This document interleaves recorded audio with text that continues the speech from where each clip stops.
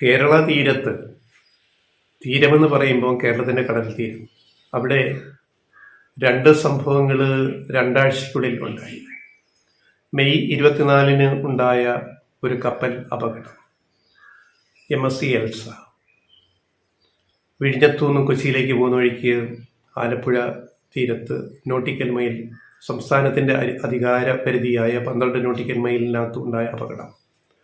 അതിൽ എന്ത് നിയമ നടപടി സ്വീകരിക്കണം എന്നുള്ളത് ലഘുവായ ഒരു വിഷയമല്ല. MSCയുടെ കപ്പലാണ് മുങ്ങിയിരിക്കുന്നത്.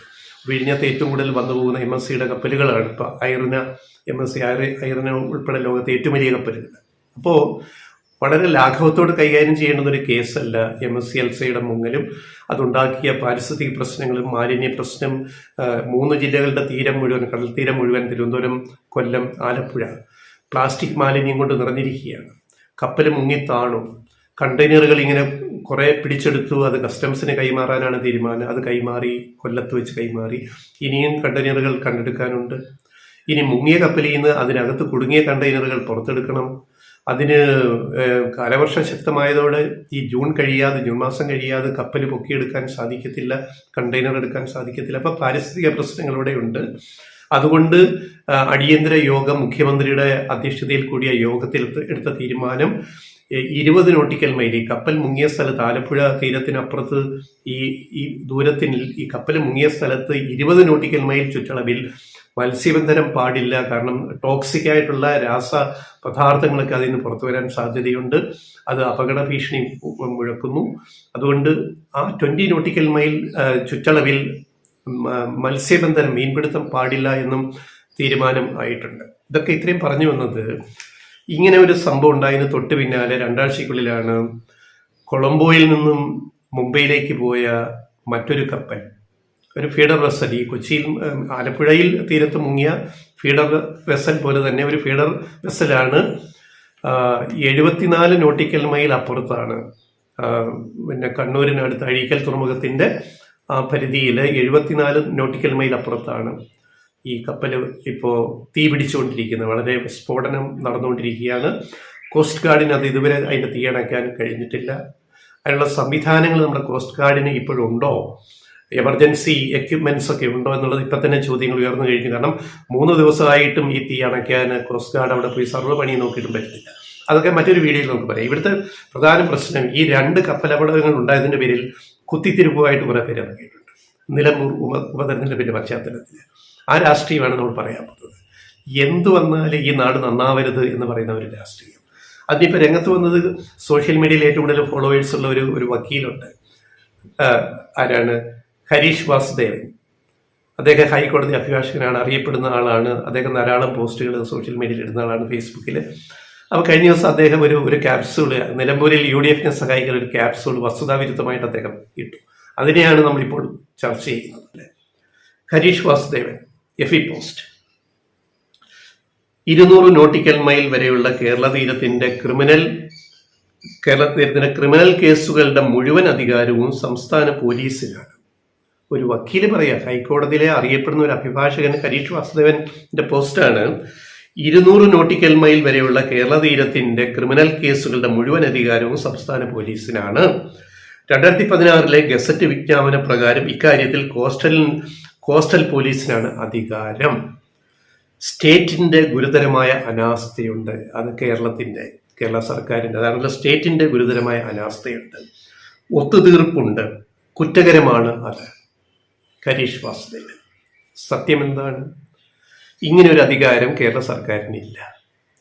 ഇതിന് അടിസ്ഥാനം 1976 ഈ കടൽ നിയമമാണ്.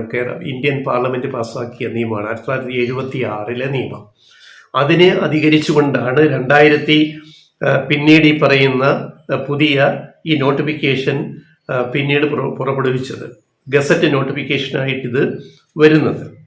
അപ്പം ഈ പുതിയ നോട്ടിഫിക്കേഷനിൽ അങ്ങനെ പറയുന്നുണ്ടോ?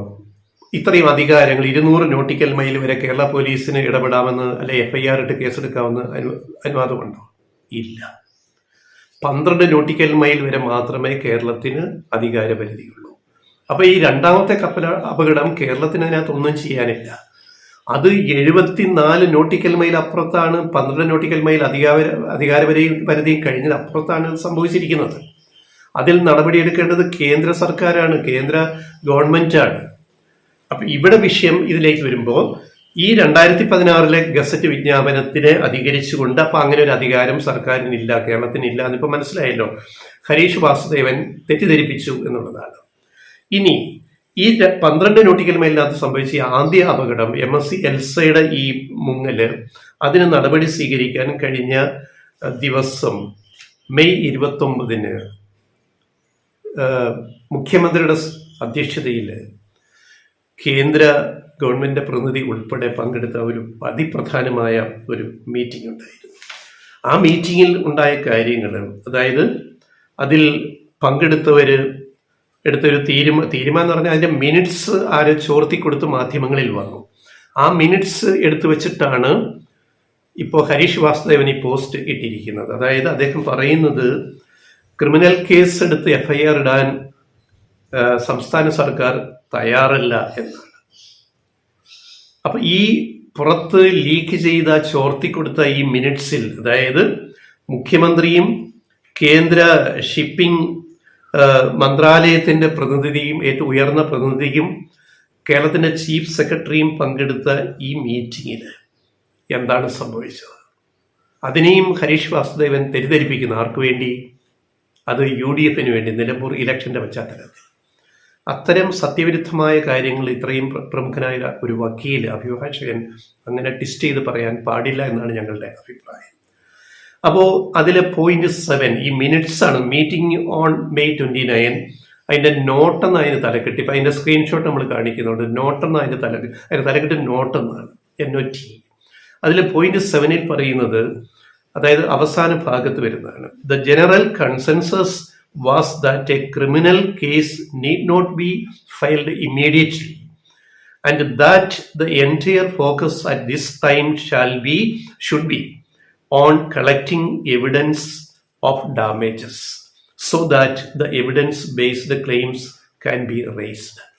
ഇതിന്റെ മലയാളം എന്താണ്? ഈ 3 പേർ പങ്കെടുത്ത ഈ അതിപ്രധാന മീറ്റിംഗിൽ ഉടൻ ക്രിമിനൽ കേസ് വേണ്ട എന്നാണ് അതിന്റെ മലയാളീകരിച്ച് പറഞ്ഞാൽ. അതായത് ദ ജനറൽ കൺസെൻസസ്, പൊതുവായ ധാരണ, തീരുമാനം എന്ന് പോലും പറയില്ല, പൊതുവായ ധാരണ, criminal case need not be filed immediately എന്ന് പറഞ്ഞാൽ ഈ അവസരത്തിൽ പെട്ടെന്ന് MSC എന്ന് പറയുന്ന കമ്പനിക്കെതിരെ ക്രിമിനൽ കേസ് എടുക്കേണ്ട കാര്യമില്ല. അതെന്തുകൊണ്ടാണ്? The entire focus at this time should be on collecting evidence of damages. നമുക്കിതിൽ നിന്നുണ്ടായ നഷ്ടങ്ങൾ, എത്ര കോടികളുടെ നഷ്ടം, പാരിസ്ഥിതിക പ്രശ്നങ്ങൾ, അതെല്ലാം തെളിവ് ശേഖരിച്ചിട്ട് നമ്മൾ ക്ലെയിംസ് റേസ് ചെയ്യാൻ വേണ്ടി ഇൻഷുറൻസ് തുക ഉൾപ്പെടെ അത് കേരളത്തിന് ഗുണപ്പെടുന്നതിന് എവിഡൻസ് നമ്മൾ ഹാജരാക്കണം. അപ്പൊ എവിഡൻസുകൾ വേണ്ടത്ര കളക്ട് ചെയ്യാതെ ഒരു കേസ്, ഈ ആലപ്പുഴയിൽ മുങ്ങിയ കപ്പലിന്റെ കാര്യത്തിൽ പെട്ടെന്നൊരു FIR ഇട്ട് കൊടുത്താൽ ആ കേസ് എവിഡൻസ് ഇല്ലാതെ കോടതി ദുർബല കേസായി പോയാൽ എന്തെങ്കിലും ഗുണമുണ്ടാവുമോ? കോടതി തള്ളിക്കഴിഞ്ഞാൽ പിന്നെ പോയില്ലേ. അപ്പൊ ഇതിന് നിയമപോരാട്ടം ആവശ്യമാണ്, അതിന് തെളിവുകൾ ആവശ്യമാണ്, അതിന് സമയമെടുക്കും. ഇതൊരു ചെറിയ വിഷയമല്ല. നമ്മൾ പറഞ്ഞല്ലോ, കപ്പൽ മുങ്ങിയെടുത്തു, ഇനി അത് പൊക്കിയെടുക്കണമെങ്കിൽ, കണ്ടെയ്നർ കപ്പലും എടുക്കണമെങ്കിൽ ജൂൺ മാസം കഴിയാതെ ജൂലൈ ആദ്യ വാരമേ അതിന്റെ പണികൾ തുടങ്ങാൻ സാധിക്കുള്ളൂ, മഴ കുറയുമ്പോൾ മാത്രം. അതിന് പകരം പെട്ടെന്നൊരു FIR ഇട്ടിട്ടൊരു കേസെടുത്തിട്ട് അത് തോറ്റു കൊടുത്തിട്ട് കോടതിയിൽ പോയിട്ട് എന്ത് കാര്യം? അപ്പൊ പിന്നെ പറയും പിണറായി വിജയൻ സർക്കാർ തെളിവൊന്നും മതിയായവ ശേഖരിക്കാതെ കൊണ്ട് കേസ് കൊടുത്തു, തോറ്റു കൊടുത്തു, അതിന് കമ്മീഷൻ പറ്റിയെന്ന് പറഞ്ഞ് അടുത്ത ക്യാപ്സൂൾ ഈ ഹരീഷ് വാസുദേവൻ എന്ന് പറയുന്ന വക്കീൽ തന്നെ ഇറക്കും. എന്തായാലും പിന്നെ വലത്തൂടെ പോയാലും രക്ഷയില്ല, ഇടത്തൂടെ പോയാലും രക്ഷയില്ല. CPM-നെയും പിണറായി വിജയനെയും ഈ സർക്കാരിനെയും ദ്രോഹിക്കണം, അല്ലെങ്കിൽ എയറിൽ നിർത്തണം. ഇതാണ് ഉദ്ദേശം, അത്രേ ഉള്ളൂ. അല്ലെങ്കിൽ ഹരീഷ് വാസുദേവൻ വക്കീലിന്, അദ്ദേഹം ഹൈക്കോടതി വക്കീലല്ലേ, അദ്ദേഹത്തിന് സ്വയം ഒരു കേസം കൊടുത്തുകൂടെ ഹർജി കോടതിയിലെ? ഇത് സർക്കാരിന്റെ ഭാഗത്ത് അനാസ്ഥയുണ്ട്, അത് ചെയ്യത്തില്ല. FB-യിൽ വന്നിരുന്ന് ഇങ്ങനെ നിരങ്ങുകയാണ്. FB-യിൽ അതെന്തിനാണ്? സ്വയം ഒരു കേസ് അദ്ദേഹത്തിന് ഹൈക്കോടതിയിൽ കൊച്ചി കൊടുക്കാൻ വല്ല ബുദ്ധിമുട്ടുണ്ട്? അവിടുത്തെ അഭിഭാഷകനല്ലേ, അറിയപ്പെടുന്ന അഭിഭാഷകനല്ലേ? അല്ലെങ്കിൽ കോടതിക്ക് ഒരു സ്വമേധയ ഒരു പൊതു താല്പര്യ ഹർജി എടുത്തുകൂടെ, സ്വീകരിച്ചുകൂടെ? എത്രയോ കേസുകൾ അങ്ങനെ എടുത്തിരിക്കുന്നു നമ്മുടെ ജഡ്ജി ഏമാവന്മാർ, കോടതിയിൽ ഇരിക്കുന്ന കോട്ടിട്ട നമ്മുടെ ജഡ്ജിമാര്. എന്താ ഹരീഷ് വാസുദേവൻ ഒരു ഹർജി ഫയൽ ചെയ്ത് കൂടാത്തത്? FB-യിൽ വന്നിരുന്ന് നിരങ്ങണോ? അപ്പൊ ക്യാപ്സൂൾ ഉണ്ടാക്കണം. LDF പിണറായി സർക്കാരിനെതിരെ നിലമ്പൂരിൽ ഓടിക്കാവുന്ന ക്യാപ്സൂൾ UDF വായിലോട്ട് ഇട്ടുകൊടുക്കണം. അത് നുണഞ്ഞിട്ട് UDF-ന്റെ ആൾക്കാർ അത് അവിടെ പ്രചരിപ്പിക്കണം. ഇത്രയേ ഉള്ളൂ ഉദ്ദേശം. ഇത് വൃത്തികെട്ട രാഷ്ട്രീയ ലക്ഷ്യത്തോടെ ചെയ്ത കളിയാണ്. അതുകൊണ്ടാണ് നമ്മളിത് തുറന്ന് പറയേണ്ടി വരുന്നത്. അപ്പോൾ ഇനി അതിൻ്റെ അവസാന ഭാഗത്ത് പറയുന്നത് ഈ നോട്ടിനകത്ത്, അതായത് point 8, the MSC is a reputed company which patronizes the Vizhinjam International Seaport, and the company requires the goodwill of Kerala for their operations here. It is also in their interest to cooperate with Kerala and settle the claims through. മനസ്സിലായില്ലേ? എന്താ അതിൻ്റെ അർത്ഥം എന്താണ്? The MSC is a reputed company. Not C എന്ന് പറയുന്നത്. MSC വളരെ reputed ആയിട്ടുള്ളൊരു കമ്പനിയാണ്, കപ്പൽ കമ്പനിയാണ്. അത് വിഴിഞ്ഞം ഇന്റർനാഷണൽ സീപോർട്ടിന് ഏറ്റവും കൂടുതൽ ഷിപ്പുകളെ അവിടെ എത്തിച്ച് ട്രാൻസ്ഷിപ്മെന്റ് നടത്തുന്ന കമ്പനിയാണിപ്പോൾ. MSC ആയതിനെ ഉൾപ്പെടെ വന്നത്. അതുകൊണ്ട് കേരളത്തിൻ്റെ ഗുഡ് വിൽ അവർക്ക് ആവശ്യമാണ് അവരുടെ ഓപ്പറേഷൻസ്.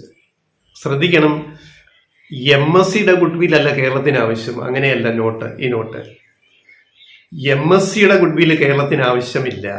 കേരളത്തിൻ്റെ ഗുഡ് വില്ല് അവരുടെ ബിസിനസ്സിന് ആവശ്യമാണ്, അവരുടെ ഓപ്പറേഷൻസിന്. അതുകൊണ്ട് ഇത് ഫോർ ദെയർ ഓപ്പറേഷൻസ് ഹിയർ, അതുകൊണ്ട് it is also in there interest. അതുകൊണ്ട് MSCയുടെ ഇൻട്രസ്റ്റ് പ്രകാരം ടു കോപ്പറേറ്റ് വിത്ത് കേരള.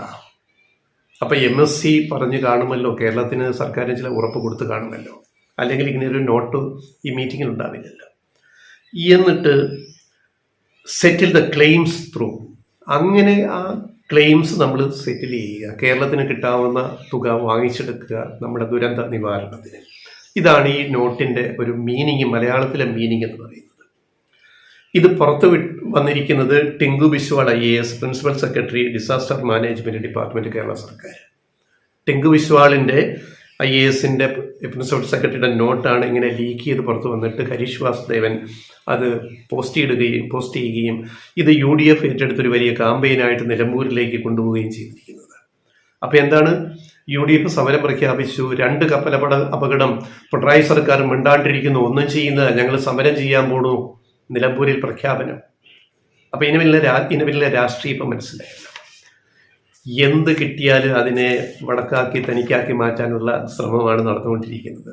അപ്പം അതുകൊണ്ട് ഇതിൻ്റെ യഥാർത്ഥ വിഷയം നമ്മൾ അറിഞ്ഞിരിക്കണം. കാരണം ഈ മീറ്റിംഗ് പ്രധാനമായിരുന്നു എന്ന് ഞങ്ങൾ പറഞ്ഞു. മെയ് 29 മീറ്റിംഗ്, അതിൽ പങ്കെടുത്തവർ ഡയറക്ടർ ജനറൽ ഓഫ് ഷിപ്പിംഗ്, കേന്ദ്ര സർക്കാരിൻ്റെ ഷിപ്പിംഗ് മന്ത്രാലയത്തിലെ വളരെ പ്രധാനപ്പെട്ട ഉദ്യോഗസ്ഥൻ, ഡയറക്ടർ ഓഫ് ഷിപ്പിംഗ് കേന്ദ്ര സർക്കാരിൻ്റെ, പിന്നെ കേരളത്തിൻ്റെ മുഖ്യമന്ത്രി, പിന്നെ കേരളത്തിൻ്റെ ചീഫ് സെക്രട്ടറി. ഈ 3 പേര് പങ്കെടുത്ത മീറ്റിങ്ങിലാണ് ഈ തീരുമാനങ്ങൾ ഉണ്ടായത്. ഇപ്പോൾ ഉള്ള നടപടികൾ എന്തൊക്കെ വേണമെന്ന് അതിൽ കൃത്യമായിട്ട് പറയുന്ന ഒരു നോട്ടാണ് പുറത്തു വന്നത്. അതെന്നിട്ട് പിണറായി സർക്കാരിനെതിരെ ഉപയോഗിക്കാനുള്ള വളരെ ഹീനമായ ഒരു ശ്രമമാണിപ്പോൾ നടന്നുകൊണ്ടിരിക്കുന്നത്. തെറ്റായ വിവരങ്ങൾ, 200 നോട്ടിക്കൽ മൈൽ വരെ കേരള പോലീസിന് കേസെടുക്കാം എന്ന് പറഞ്ഞിട്ടൊക്കെ തെറ്റിദ്ധരിപ്പിക്കുക. 12 നോട്ടിക്കൽ മൈലിനകത്ത് മാത്രമേ കേരളത്തിന് നേരിട്ട് ഇടപെടാൻ പറ്റുള്ളൂ. ആ കാര്യത്തിലാണിപ്പോൾ MSC എൽസ മുങ്ങിയ സംഭവത്തിൽ ഇപ്പോൾ കേരളം ഇടപെട്ടുകൊണ്ടിരിക്കുന്നത്. ഇപ്പോൾ ഈ മീറ്റിംഗ് കൂടിയതും ഇങ്ങനെ തീരുമാനങ്ങൾ പോലെ നോട്ട് അതിൻ്റെ പുറത്ത് വന്നിട്ടുണ്ടല്ലോ. അപ്പം ഇതൊക്കെ നമ്മൾ മനസ്സിലാക്കേണ്ടുന്ന കാര്യങ്ങളാണ്. ഓരോന്നും എങ്ങനെ വഴിതിരിച്ചു വിടാൻ നോക്കും സർക്കാരിനെതിരെ, അല്ലെങ്കിൽ യാഥാർത്ഥ്യങ്ങളെ മറച്ചു വെച്ചിട്ട് തെറ്റായ വിവരങ്ങൾ പോസ്റ്റ് ചെയ്യുക എന്നതൊക്കെയാണ് ഇതിൻ്റെ അർത്ഥമെന്ന് പറയുന്നത്.